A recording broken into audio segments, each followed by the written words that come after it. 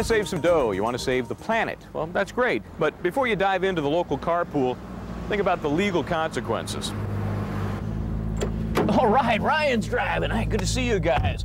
Two things you got to think about as a passenger. Don't be getting in the driver's face. Don't be bugging him and punching him or moving people around, because if you cause an accident, you could be responsible.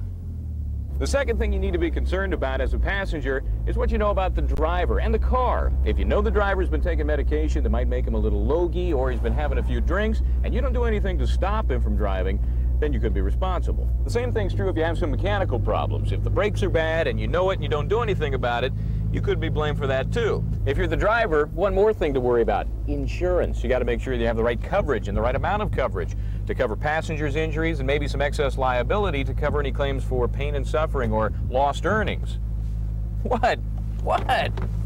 You know, at this point, a lot of folks just say, the heck with it, I'll walk. But it's really not that bad.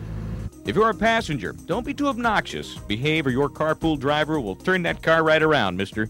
Know your driver and the car you're riding in. And as the driver, check your insurance coverage. Ask your agent about an umbrella policy to cover just about anything. It's not that expensive. Some folks just pass on carpooling for these reasons, you know, too many hassles. But if you think about what you're doing and what the driver is doing, you'll have some protection, and that protection will give you the legal edge. I'm attorney Michael James Bryant.